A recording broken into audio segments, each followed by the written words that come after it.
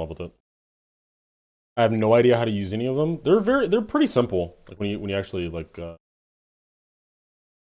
when you learn the basics of like one, then all the other ones work out. Like for example, actually, what's the simplest one to like? Maybe area fade.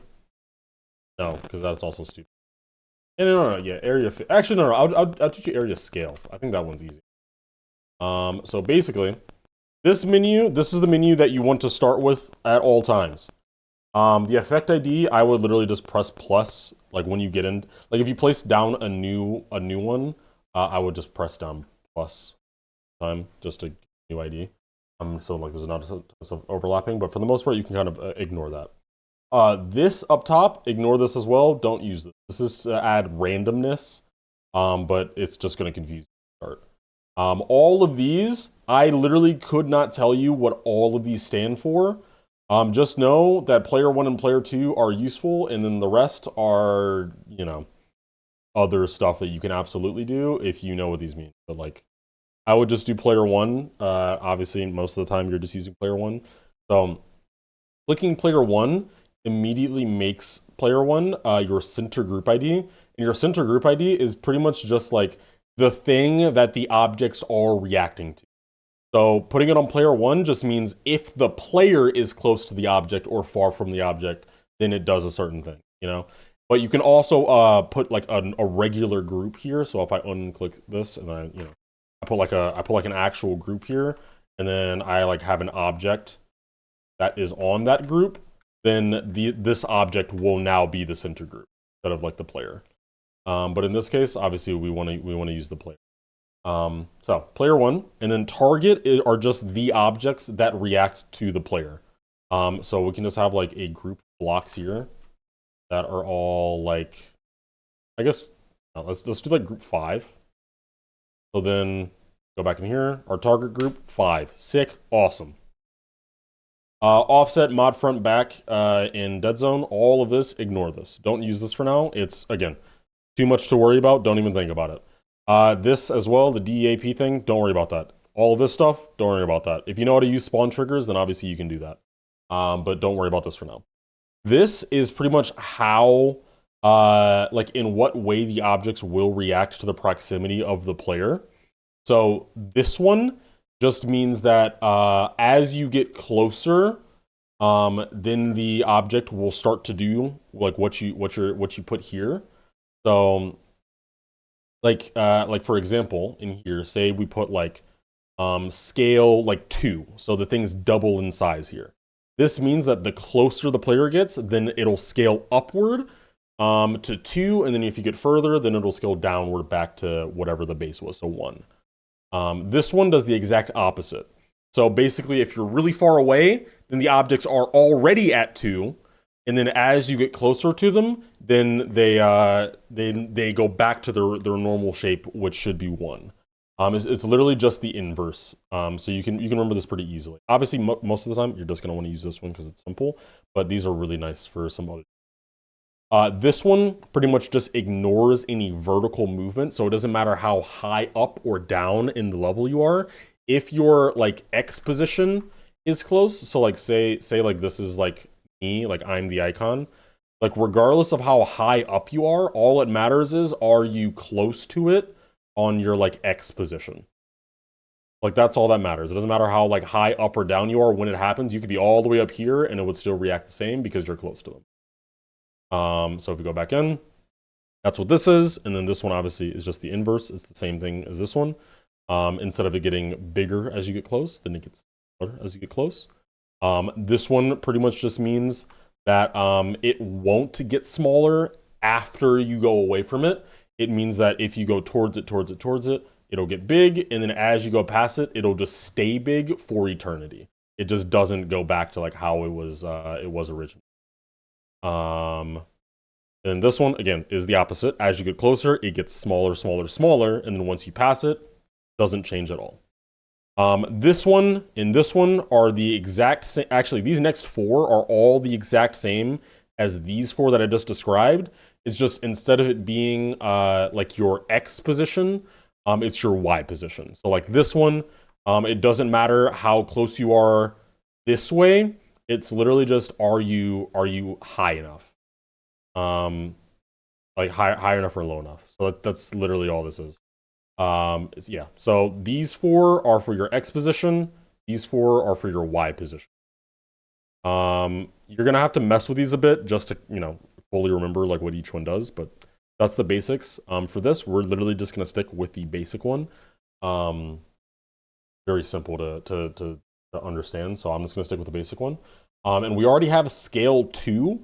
So what this would do is just scale up the objects 2 times once we get close to it. For the sake of example, I'm actually gonna put in a 0.5 here. So then they get half the size. 0.5, it's all relative to 1. So 0.5 would make them half the size. Your length is how far away from the objects you have to be for them to react.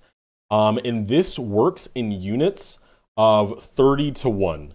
So every block, if you want to have 1 block length, that's going to be 30. And anything in between is just in between like 1 block's length. So this is 1 block's length, meaning that I would have to be right here for it to start reacting to what I want it to do. Obviously, you're usually going to want something a bit further than that. So I would just work in factors of 30. I'm going to go 150. So I have to be about 5 blocks away before it starts doing anything.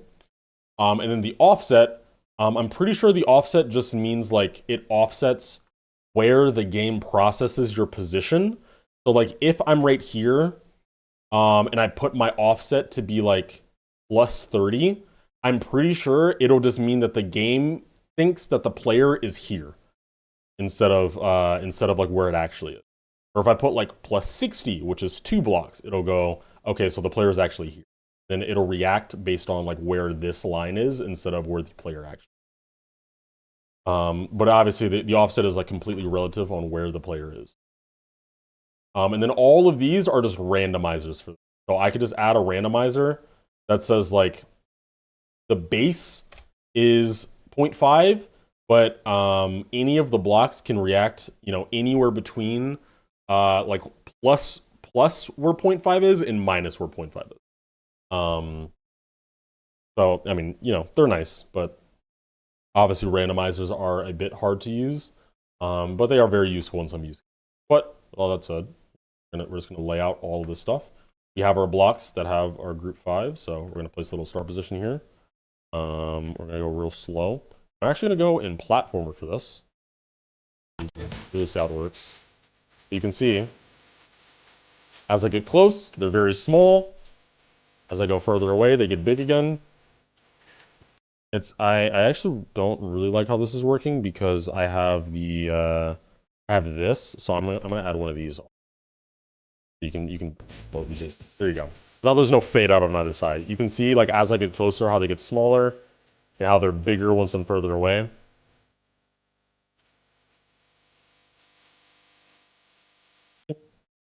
And that basic understanding is literally how all of them work. So same thing for this. I'm gonna go through it a little bit quicker this time. Player 1, group 5, we're on this as we want. Go to the next page. Let's go, I don't know, let's go 60 this time so you can see like it closer. And then I'm gonna go XY mode just because again, it's easier to understand. And we'll go Y like positive 30.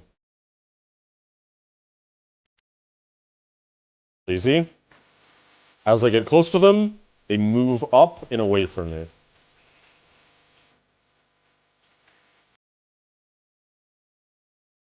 And you can literally insert anything you want. And I can even demonstrate how the randomness works.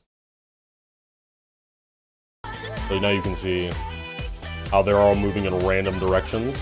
And this works per attempt, by the way. So if I go into a new attempt, this pattern is now different. It's not consistent, so keep that in mind. It is not consistent. It is random every single attempt. Yeah, and that's how all of them work. So like same thing. Player 1, 5, length, I don't know, like 90 this time.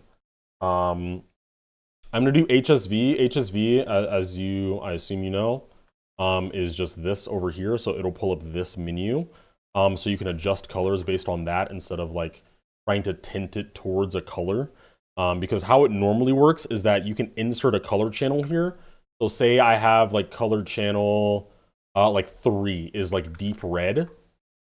So I can say, okay, reference color channel 3, and then this is a percentage. So when you get close to it, is it going to become color 3 with 100% like copy color, or like 50% copy color, so it only barely like halfway goes there, or like less or more, like whatever you want.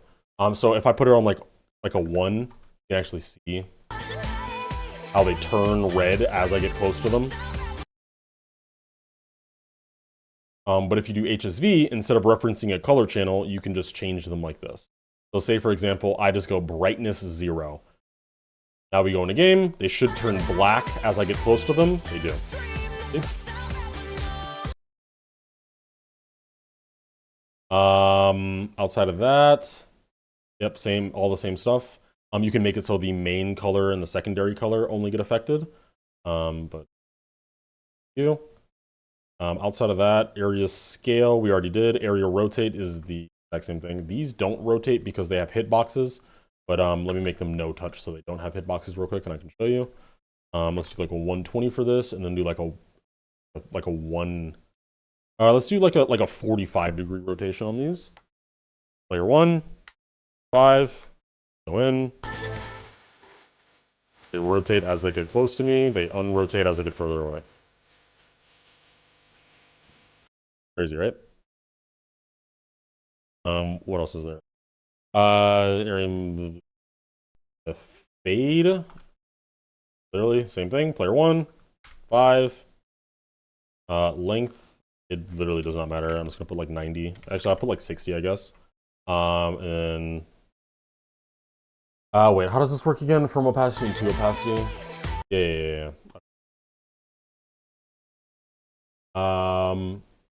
Yeah, so how it works, wait, I need to look at it.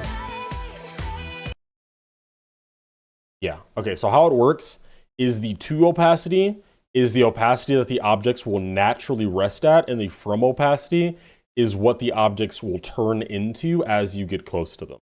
So I have it at 0 and 1. So by default, all the objects will have 0% opacity, and then when I get close to them, they'll slowly inch up towards 100% opacity. You can also flip it, do it the other way, so that they're visible by default, but as you get close to them, then they start to disappear. So you can also do that. And that is all 5 of the area triggers. There you go. Little lesson in area triggers for you. Obviously, there's a lot of variation, different things that you can do with them. And I would just implore that you experiment with them and try to do like cool, fun stuff. I have some area tints here, some area fades. It really helps with making some of those like tedious effects like a lot easier. Instead of having to do everything like by yourself,